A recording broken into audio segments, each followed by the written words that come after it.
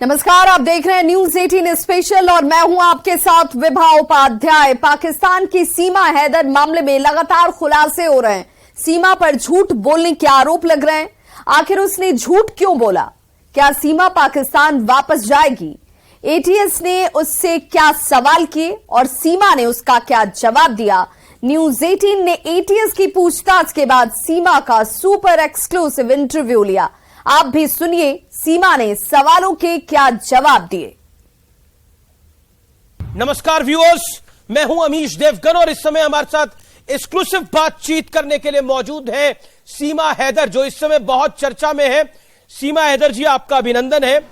मेरा पहला सवाल तो आपसे यही है कि लोग प्यार में फना हो जाते हैं, लेकिन आपने तो सरहद पार कर ली इस प्यार में। लेकिन अब आपको लग रहा है, एक मन में सवाल आ रहा है, जिस तरह से पूछताछ हो रही है, सारा अटेंशन आपकी तरफ आ गया है, ये सरहद पार आपने क्यों करी?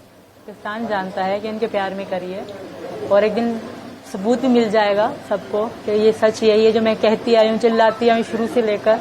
कि बनी बनी बातें नहीं है, ये सच है जो मैं कह रही हूँ। मोहब्बत में मैं आई हूँ और प्यार में जैसे फना हो जाते हैं। मुझे अगर जान देनी भी पड़ी तो मैं सोचूंगी नहीं सचिन के लिए।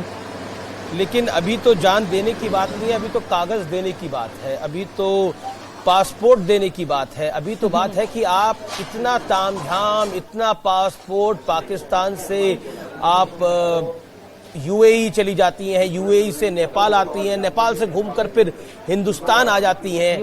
कैसे कर लिया आपने ये सब कुछ सीमा जी? यूएई मतलब दुबई, शारजा शारजा शारजा। चले ये तो बता दे भैया। शारजा।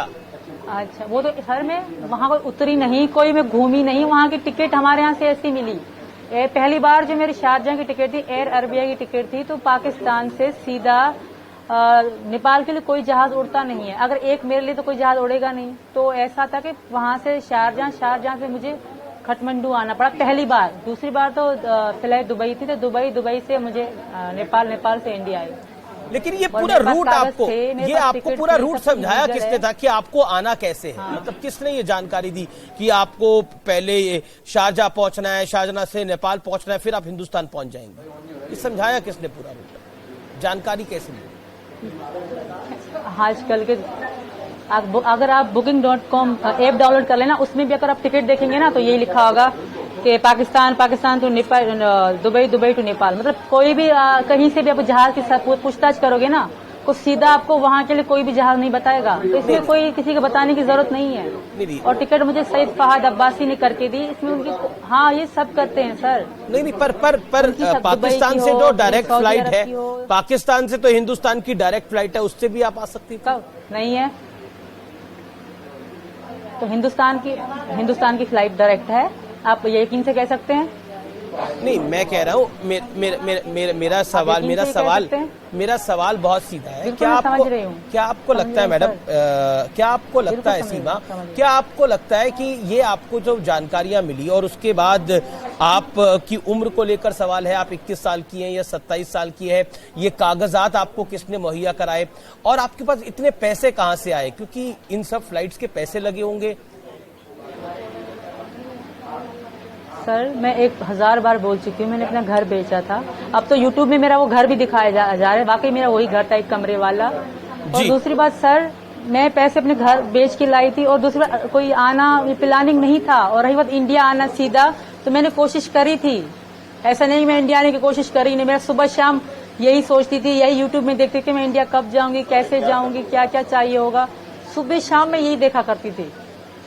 आपके भाई, मुझे शौक नहीं था यहाँ की जेल में रहने का। पर एटीएस से आपकी पूछताछ हुई है, तो वहां पर जो पूछताछ हुई है, लेकिन ऐसा लग रहा है कि वो आपके जवाबों से सेटिस्फाई नहीं है जो इंडियन एजेंसीज हैं। सर मैंने सच बोला है। अब बात की एंड तक पहुंचना उनका काम है। जब एंड तक पहुंचेंगे तभी उनको विश्वास होगा। जाहिर सी बात है, देश का मसला है, तो ऐसे ही तो मुझ पर भरोसा नहीं करेंगे। जब तक वो बातों की आखिर तक नहीं पहुंचेंगे तब तक कोई फैसला नहीं होगा। भले ये सही है, ये करना भी चाहिए, क्योंकि वाकई में गलत तरीके से आई हूँ, पर मेरा इरादा गलत नहीं है। आप कह रहे हैं गलत तरीके से आई हूँ, लेकिन इरादा गलत नहीं है। लेकिन आपके भाई और एक चाचा, आपके एक भाई और एक चाचा आर्मी में है पाकिस्तान की। जो मेरे चाचा थे वो मेरे पैदा होने से पहले ही थे, मेरे पैदा होने से पहले ही थे। ओ भाई? सर, और जो मेरे भाई हैं, जब मैं सचिन की बात हुई, हमारी मोहब्बत चलती थी, सचिन तब मेरे भाई एक मजदूर थे, बिल्कुल मजदूर थे वो। ये अभी 2022 के बिल्कुल एंड में बेचारे लगे हैं, उनसे मेरा कोई संबंध, कोई वास्ता, कोई ताल्लुक नहीं। मैं शादीशुदा थी, अलग थी। आप कह रही हैं आपका भाई से आपका कोई वास्ता नहीं है। 2022 में वो पाकिस्तान की आर्मी में गए, 2023 में आप भारत आ गई। ये बात इतनी सरल नहीं है, ये कोई फिल्मी कहानी नहीं है, ये रियलिटी है, ये कोई रियलिटी शो नहीं है, ये रियल लाइफ है। मेरे भाई का कोई शुरू से कोई ये नहीं था कि वो फौज में जाएंगे। वो बेचारे मतलब मजदूरी करते थे। सचिन को पता है, मुझको पता है, वो मजदूरी करते थे कराची शहर में ही। जब मेरे अब्बू जिंदा थे तो मेरे अब्बू ने एक एक के हाथ पांव जोड़ के उनको ये जॉब दिलाई थी। मतलब वो इतने बड़े ऑफिसर नहीं है, छोटे से सिपाही हैं, उनकी कोई वहाँ औकात नहीं है। अभी आप इस बात को पकड़ के बैठे हो, फिर भी मैं तैयार हूँ, जिस तरह आप कहोगे मैं उस तरह करने को। तो यहाँ का कानून जो कहेगा मैं वो करूंगी। धन्यवाद सर। सीमा जी, सीमा आपको एक सवाल का जवाब देना है। अभी आप 2 मिनट और रुकिए, ये सवाल का जवाब आपको देना है। सीमा आप रुकिए, सवाल का आपको जवाब देना है। क्या आपको लगता है सीमा, क्योंकि आपने प्यार में 13,000 रुपए की सैलरी है सचिन की, 13,000 रुपए की सैलरी है, आपके 4 बच्चे हैं, कैसे पालेंगे वो उन बच्चों को, कैसे पालेंगे? आप क्या सोच कर आ गई यहाँ पर? 13,000 आपको कम लगते हैं? मेरे हिसाब से तो बहुत ज्यादा है 13,000। जो पाकिस्तान में हालात थे ना, 150 रुपए किलो आटा था, वहाँ के हिसाब से यहाँ का जो 13,000 है बहुत ज्यादा है हमारे लिए। हमारे खुश रहने के लिए, खाने पीने से हमारे लिए बहुत है। मैं खुश रहूंगी इनके साथ, मुझे पैसा वैसे की कोई चिंता नहीं है, जितने हैं बहुत है हमारे लिए। बस मुझे घर में रहने दिया जाए। नेपाल में आप नेपाल के हिसाब से 13,000 3 गुना आगे। आप नेपाल के एक होटल में गई और आपसे वहां पर आपके कागज मांगे गए, आपने कागज नहीं दिए और फिर आपने वहां पे एक्स्ट्रा पैसे दिए। क्यों? अगर आप सब कुछ जायज था तो आपके पास पैसे होने, बिल्कुल भी टका भी एक्स्ट्रा नहीं दिया, 1 टका भी एक्स्ट्रा। भैया सुने, हमारे रिपोर्टर ने जानकारी ली है। उनके साथ फैमिली की तरह हम रहे। मैं सचिन लड़ते थे, वो जो होटल वाले वो मेरे साथ फैमिली की तरह रहे। मैं सचिन ने एक बार लड़ाई करी तो उनके पापा आके हमारे साथ बैठे। जब मैं आ रही थी वापस, हम अलग जा रही थी होटल से, तो वो अंकल रो रहे थे मेरे लिए कि मेरी बेटी जा रही है। मैं इतना अच्छे से उनके साथ रही, फैमिली की तरह हम रहे। वो वीडियो सब हैं। और 500 सुबह वो लेते थे, कभी ना उन्होंने हमसे नाम लिखा। उनको पता था मैं सीमा हूँ, ये सचिन है। पता नहीं क्यों वो होटल वाला खुद को बचाने के लिए किसी चीज के लिए झूठ कह रहा है, पर उनको सब पता था। तो मैं आपको सच्चाई बोलने का मौका दे रहा हूँ, एक मंच दे रहा हूँ बात रखने का। मैं आपको सच्चाई, आप अपनी सच्चाई को रखें, मैं आपको मंच दे रहा हूं। लेकिन सीमा अभी आप लाइन पे बनी रहिए, क्योंकि सीमा हैदर जी, गलत मत बोले किसी के नहीं, पर गलत नहीं बोल रहे, वो कह रहा है सीमा हैदर।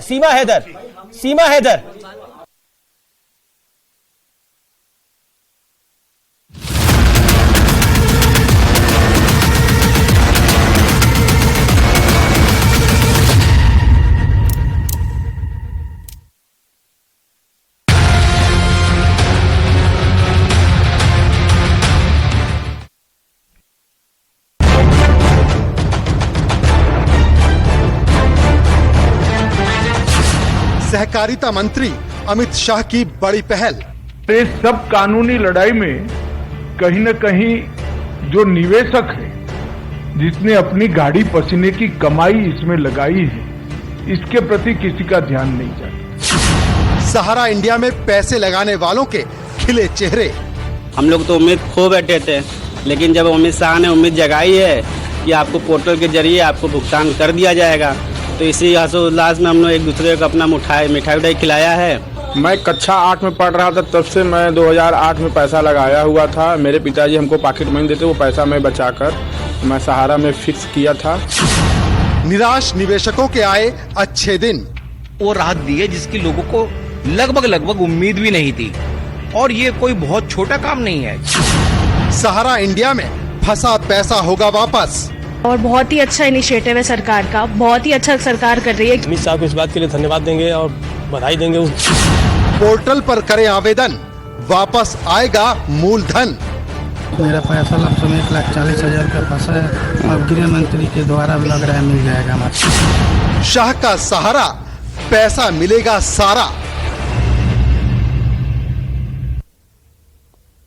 तो सहारा इंडिया नाम तो सुना होगा, वही जिसमें गरीब लोगों ने पैसे डबल होने की उम्मीद में अपनी गाढ़ी कमाई लगा दी, लेकिन सालों बीत गए, पैसे वापस नहीं आए। उम्मीदों ने कब का दम तोड़ दिया था। इसी बीच सहारा में निवेश करने वाले करीब 10 करोड़ निवेशकों के चेहरे खिल उठे हैं।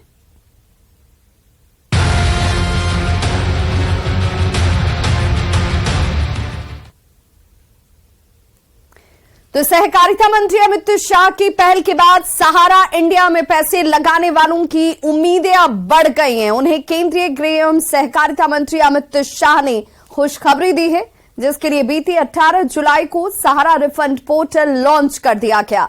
इस पोर्टल के जरिए सहारा में निवेश करने वाले निवेशकों के पैसे वापस मिलेंगे।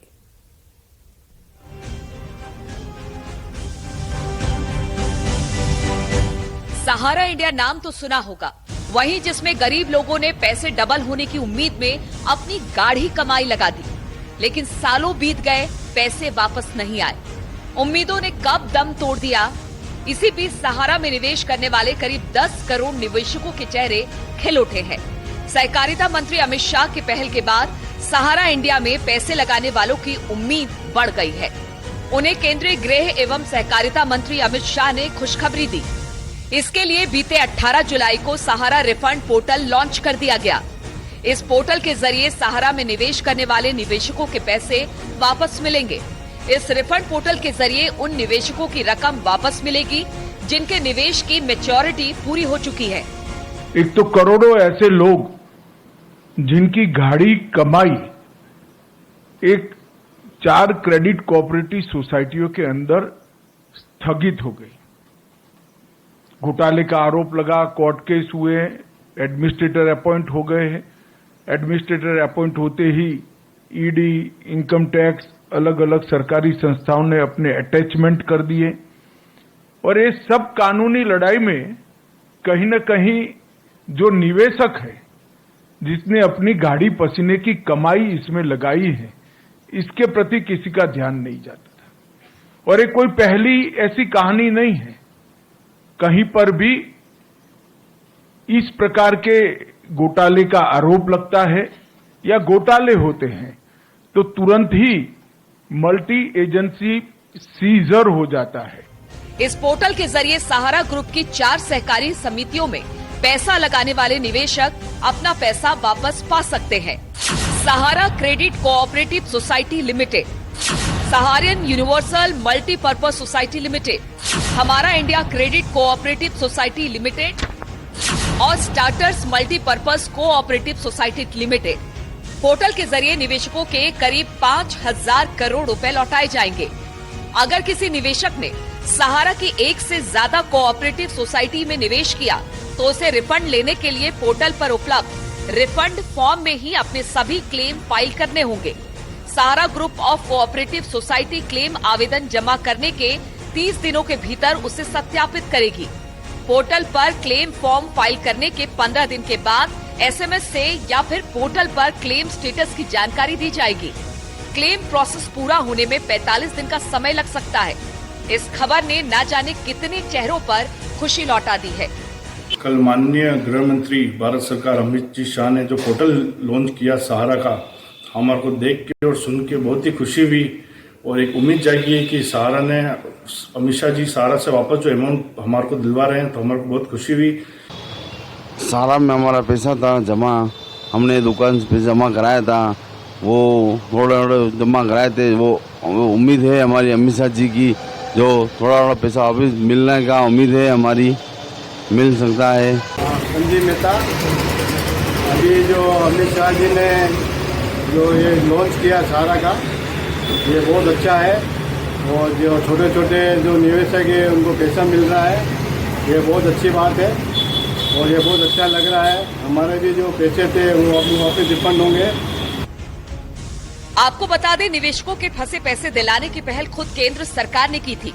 इसके लिए सुप्रीम कोर्ट ने केंद्र सरकार की याचिका पर 29 मार्च को सहारा से भी रिफंड अकाउंट में पड़े 5,000 करोड़ रुपए सहकारी समितियों के केंद्रीय रजिस्ट्रार को ट्रांसफर करने के निर्देश दिए थे। अब इन्हीं 5,000 करोड़ रुपए को पहले चरण में निवेशकों को वापस किया जाएगा, जिसकी जमकर सराहना हो रही है। तो मैच्योरिटी डेट को निकले भी लगभग 2 वर्ष पूरे हो गए हैं और वहाँ से कुछ भी रिप्लाई नहीं आता था कि आपको जब भी पैसा मिलेगा प्लस इंटरेस्ट होके मिलेगा, ऐसा है वैसा है। जब पैसे की ज़रूरत पड़ी, जब पैसा वहाँ से कुछ नहीं मिला हमें, अब जाके सहारा इंडिया रिफंड पोर्टल की जो अमित शाह जी ने स्टार्टिंग करी है उसके ज़रिए पैसा मिलने की हमें पूरी उम्मीद है। बस मैं अमित शाह जी का शुक्रिया अदा करना चाहता हूँ, माननीय प्रधानमंत्री नरेंद्र मोदी जी का शुक्रिया अदा करना चाहता हूँ। हमने बड़ी मुश्किल से पहले आरडी करवाई आज से 10 साल पहले, उसका पैसा हमको वापस नहीं दिया गया और ये कहा कि हम आपकी एफडी कर देते हैं, उसके बाद में आपको डबल मिल जाएगा। उन बातों को आज 10 साल हो गए। हमारा 5 लाख रुपए था, उसके करीब 10 लाख हो जाते, अभी तक हमको एक पैसा नहीं मिला। अब क्या उम्मीद है? अब अमित शाह जी ने कुछ कहा है, उससे कुछ उम्मीद जगी है। अगर पैसा हाथ में आ जाए तब मालूम पड़े कि क्या होता है क्या नहीं होता। और वैसे अमित शाह का बहुत बहुत धन्यवाद, तो उन्होंने इतनी हमारी हेल्प की। क्या नाम है? मनमोहन गुप्ता। दरअसल सहारा का ये विवाद साल 2009 का है, जब सहारा की 2 कंपनियां सहारा हाउसिंग कॉरपोरेशन लिमिटेड और सहारा इंडिया रियल एस्टेट कॉरपोरेशन ने अपनी आईपीओ लाने की पेशकश की। आईपीओ के आते ही सहारा की गड़बड़ियों के पोल खुलने की शुरुआत हो गई। सेबी के सामने ये बात आ गई कि सहारा ने गलत तरीके से 24,000 करोड़ की रकम जुटाई थी। इसके बाद जब जांच शुरू हुई तो इसमें अनियमितता का अंबार पाया गया। सहारा इंडिया में सबसे ज्यादा बिहार, झारखंड, उत्तर प्रदेश और मध्य प्रदेश के निवेशक हैं, जिनकी सारी गाढ़ी कमाई सहारा इंडिया में फंसी पड़ी थी। निवेश की अवधि पूरी हो जाने के बाद भी पैसे वापस नहीं मिल रहे थे, लेकिन केंद्रीय सहकारिता मंत्री अमित शाह की पहल ने मुरझाए चेहरों पर फिर से खुशी लौटा दी है, पथराई आंखों में उम्मीदों की अलख जगा दी है। Bureau report, news 18। तो केंद्रीय सहकारिता मंत्रालय की पहल के बाद अब सवाल है कि कैसे पोर्टल के जरिए आवेदन करें, आप अपनी गाढ़ी कमाई का पैसा वापस पा सके। इसके लिए कुछ स्टेप आपको फॉलो करने पड़ेंगे। देखिए हमारी ये रिपोर्ट।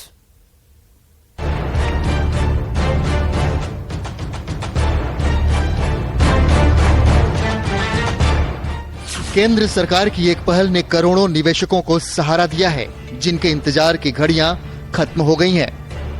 बस आपको केंद्रीय पंजीयन सहारा रिफंड पोर्टल पर अपनी जानकारी भरनी होगी। सरकार ने इसके लिए अब दर दर भटकने से मुक्ति दिला दी है। इस पोर्टल की मदद से आप घर बैठे सहारा में फंसा अपना पैसा निकाल सकेंगे। मात्र 45 दिन के प्रोसेस में आपके बैंक खाते में आपका पैसा रिफंड हो जाएगा। इस पूरे प्रोसेस में आपको अब कोई शुल्क या चार्ज नहीं देना होगा। केंद्रीय मंत्री ने साफ किया था कि ऐसा नहीं है कि यह कोई पहला मामला है। लोग सालों साल धक्के खाते रहे, लेकिन किसी ने कोई पहल तक नहीं की। घोटाले का आरोप लगा, कोर्ट केस हुए, एडमिनिस्ट्रेटर अपॉइंट हो गए हैं। एडमिनिस्ट्रेटर अपॉइंट होते ही ईडी, इनकम टैक्स, अलग अलग सरकारी संस्थाओं ने अपने अटैचमेंट कर दिए। और ये सब कानूनी लड़ाई में कहीं न कहीं जो निवेशक है, जिसने अपनी गाढ़ी पसीने की कमाई इसमें लगाई है, इसके प्रति किसी का ध्यान नहीं जाता। अब सवाल है कि कैसे पोर्टल के जरिए आवेदन करें, तो इसे आप आसानी से समझ सकते हैं। इसके लिए कुछ चरण हैं जिन्हें आपको फॉलो करना होगा। आप ग्राफिक्स के जरिए इसे आसानी से समझ सकते हैं। mockrefund.crcs.gov.in/FAQ पर रजिस्ट्रेशन, जमाकर्ता पंजीकरण पर आधार का अंतिम 4 अंक डालना होगा। आधार से लिंक मोबाइल नंबर डालकर रजिस्ट्रेशन, कैप्चा भरने के बाद OTP सबमिट करना होगा। नियम और शर्तों पर सहमति के बाद रजिस्ट्रेशन पूरा। दूसरा चरण, इसमें व्यक्तिगत विवरण देना होगा। आधार नंबर और OTP के साथ लॉगिन करना होगा। इसके बाद नाम, बर्थ डेट, पिता या पति का नाम भरना है। ईमेल दर्ज करने के बाद अगले बटन पर क्लिक करना होगा। तीसरा चरण, प्रमाण पत्र सबमिट करते हुए निवेश की पूरी डिटेल देनी है। इसके बाद आपको जमा प्रमाण पत्र अपलोड करना होगा। चौथा चरण, प्रपत्र जनरेट करना होगा। दावा आवेदन प्रपत्र डाउनलोड करना है। फॉर्म भरने, फोटो चिपकाने की प्रक्रिया होगी। फोटो और फॉर्म के पांचवा चरण, पूरी तरह से भरे फॉर्म के साथ साथ पैन नंबर भरना होगा। पैन कार्ड की कॉपी अपलोड करना होगा। प्रक्रिया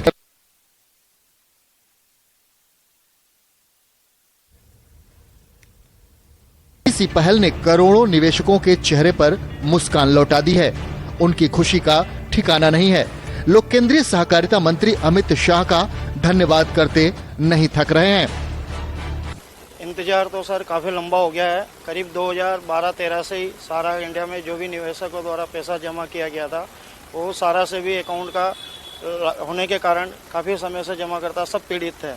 और अब माननीय अमित शाह जी सहकारिता मंत्रालय द्वारा जो स्टेप उठाया गया है, पोर्टल जो इन्होंने लॉन्च किया है, इससे अब काफ़ी उम्मीदें जगी है। पर्याप्त तो नहीं है, हमारा लाखों करोड़ों रुपए जमा है, हम इसको कैसे भुगतान करा पाएंगे।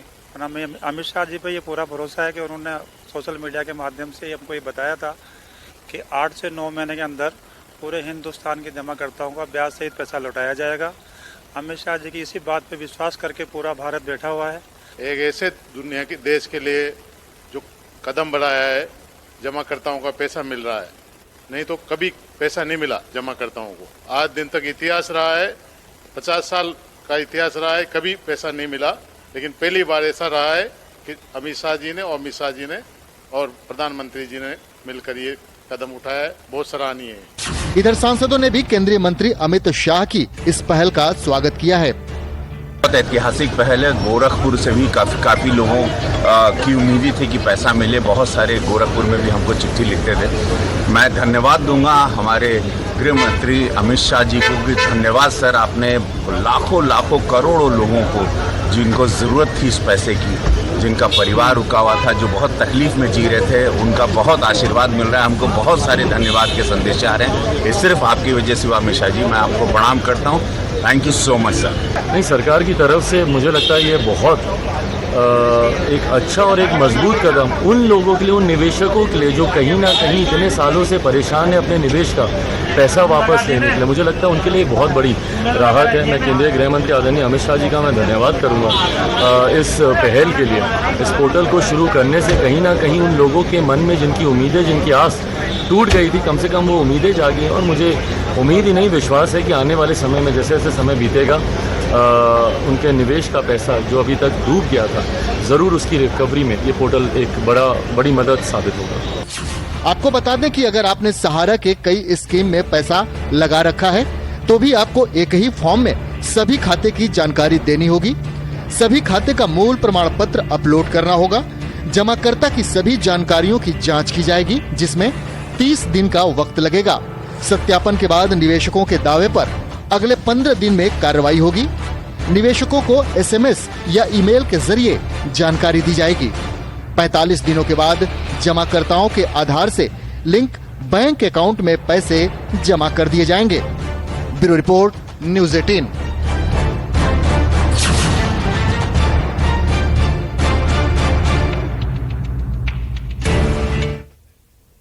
तो इस बुलेटिन में बस इतना ही, लेकिन न्यूज़ 18 बिहार झारखंड पर खबरों का सिलसिला लगातार जारी है।